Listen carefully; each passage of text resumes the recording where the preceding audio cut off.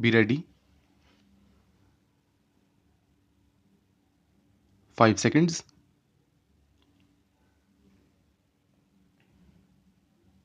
Start.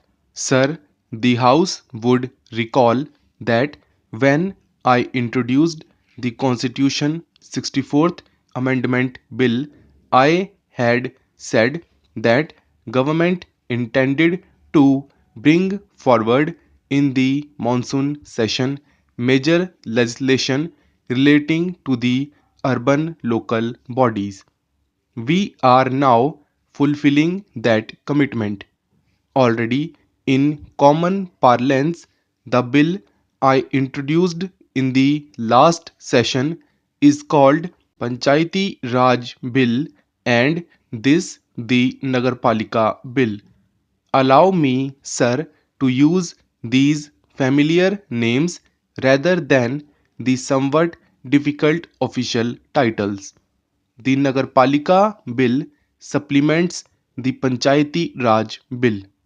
The theme of this bill is the same as that of the other constitutional sanction for maximum democracy and maximum devolution. Even as we see the strengthening of the Panchayati Raj system as the key to eliminating the power brokers from the life of rural India, so do we see this bill as the key instrument for reducing and eventually eliminating the role of the power brokers in urban India. We seek through these bills to vest power in the only place where power rightfully belongs in a democracy, in the hands of the people.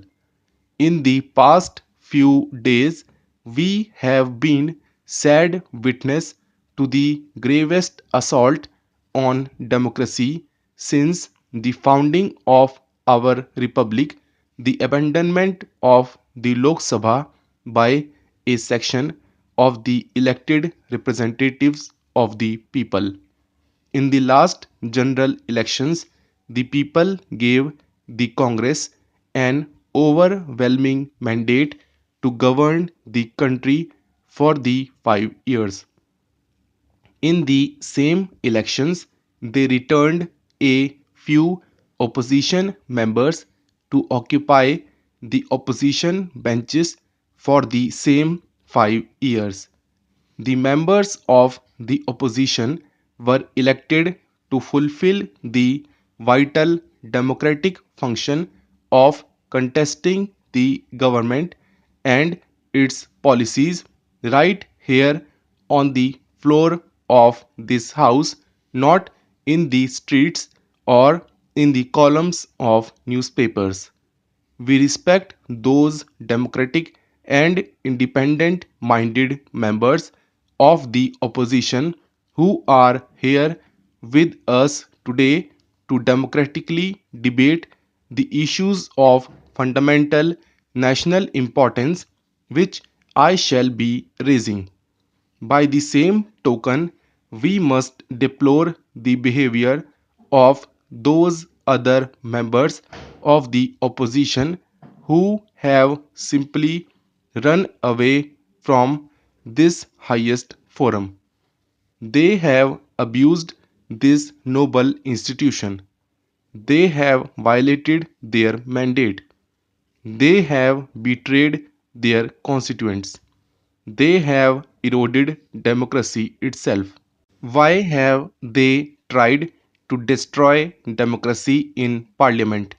I have no doubt that it is primarily because they could not bear to see democracy prosper here.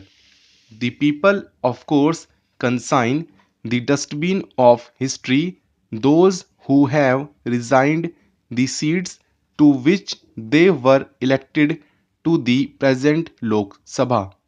Yet, this only increases the responsibility of those of us who have remained in this house to strengthen the foundations of our democracy. Democracy in parliament and in the state legislatures remain fragile so long as the roots of our democracy do not reach down to the villages and mohallas where the people live. Our constitution detailed the provision for democracy in parliament and in the state legislatures. Therefore, democracy in these institutions has survived every vicissitude and flourished. However, our constitution did not make democracy in local self government a constitutional obligation, and so democracy in the panchayats and nagarpalikas has withered at the roots. With these two bills, we shall ensure that the democracy at the grassroots lives. No longer will democracy in local self government be a passing political pastime. Through these bills, democracy in local self government becomes a sole constitutional obligation, an obligation that can neither be outcasted nor floated for reasons of expediency or indifference. We wanted to come to this house only after consulting all the chief ministers. Tragically, but in keeping with their position to avoid democratic discussions, all but two of the non Congress chief ministers stayed away from the discussions. Many of them refused to let the elected representatives of their parties participate in the Nagarpalika Sammelans, and I believe one of them has dismissed some of those who participated in those discussions. They denied permission to their municipal officers to attend the conference of municipal officers called by the Ministry of Urban Development. We have done our best. We have done all we can to involve them in a nationwide debate. They say there must be consensus before the constitution is amended but refuse to come for a discussion. How can a consensus be forged without dialogue? Their non-cooperation notwithstanding, we come to Parliament at the end of the widest and most intensive series of consultations undertaken in the history of independent India.